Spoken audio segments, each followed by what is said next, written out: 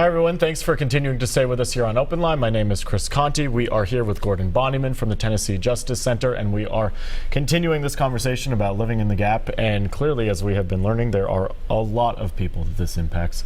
We want to try to get to as many phone calls as possible here before the end of the show. I know Rhonda has been on the phone for a little while on line 2. Rhonda, can you hear us?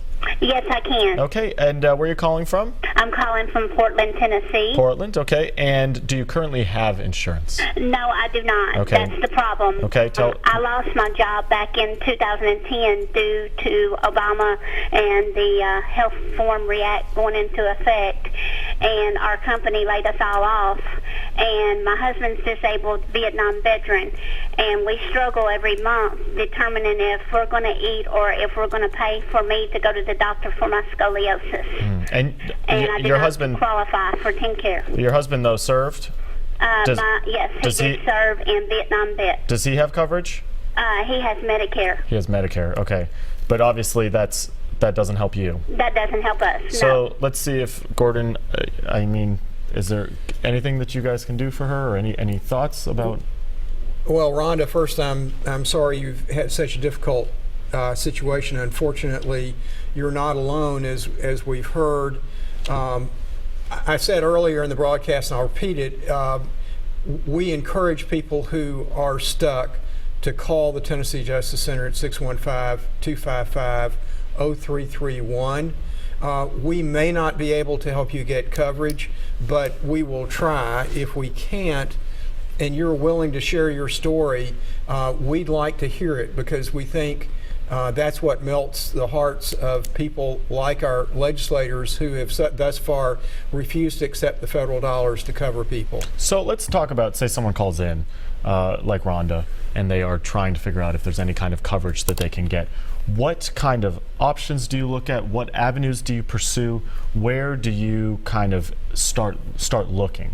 Well, first, it's all extraordinarily complex. It's one of the things I hope will happen in the future, that some of this will be simplified in a good way. But we look to see, can someone be eligible for TennCare? It sounds like that will be difficult in Rhonda's case, but we will look at that. It's not always an easy answer. We'll look to see whether there's anything available through the marketplace with a premium subsidy, if she can qualify for that. But if she and her husband are below the poverty level, the answer to that is no, they're in the coverage gap. So we'll look at various options, and we'll also try to connect her, if we can, to primary care. In the Portland area, there are faith-based community clinics that can help with primary care, but that's not a substitute for real insurance that can pay for. Let's maybe revisit another option that you were talking about earlier. Sometimes you said you have people that are kind of right up on that state border by Kentucky, and they've had much better success with their plan up there. What is your advice to people sometimes? Well, if people's health care if their health situation is desperate enough, and we've had people who it's a matter of life or death, we'll say, can you move across the state line? I mean, they can't go and say that they're from Kentucky if they're still in Tennessee. They can't lie about it. But in some cases, communities that are right on the border, there's a lot of, it's not a big dislocation for them to move. And that just going across state lines is can mean a big difference for people. That's because Kentucky has accepted the dollars. We have not. Same in West Tennessee. You can go to Arkansas and qualify. You can't in Tennessee. And maybe find some help in terms of getting out. And that maybe seems crazy to some people. But I mean, if it's an option. I have to say, Chris, an example of how crazy it is. I have a client who lives in Greenville over in East Tennessee. Some viewers may know that that's where Davy Crockett lived at one point early in his life. And my client is his great-great-great-grandson, also named Davy Crockett. He was stuck in the coverage gap. We finally managed to get him Medicare. When he went to speak to his state senator, the senator said, well, it's time for Davy Crockett to move out of Tennessee. If you want coverage, you'll have to move. That's a sad commentary. And that's the reality, though, of this situation for a lot of people. Let's see if we can get to maybe one more call here. I believe we have Michael on line 3. Michael, can you hear us? Good evening. How are you guys doing? Good. Where are you calling from? Calling from Nashville. Okay. And do you currently have health care? or health insurance? Currently don't have health care. I'm self-employed. I have a studio, and I do music.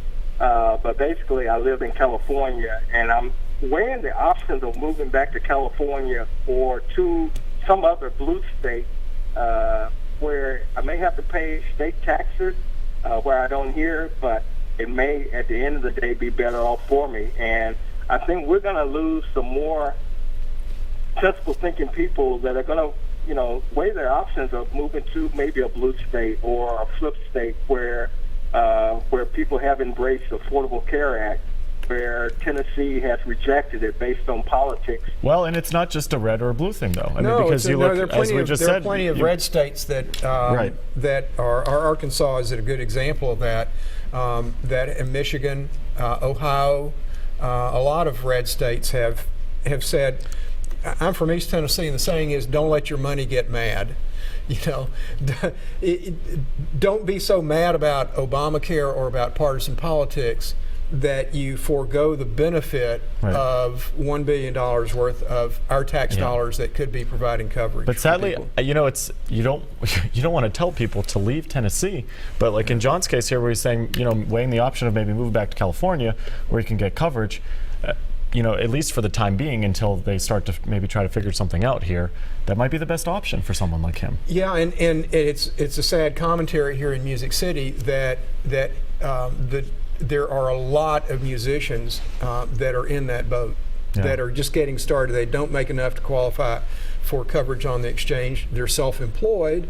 And they're in the coverage gap. And we are going to take a quick break here, and on the other side of it, we are going to wrap up our conversation here on this topic that we have been talking about all evening, people who are stuck living in the coverage gap, 280,000 Tennesseans who are in this position right now.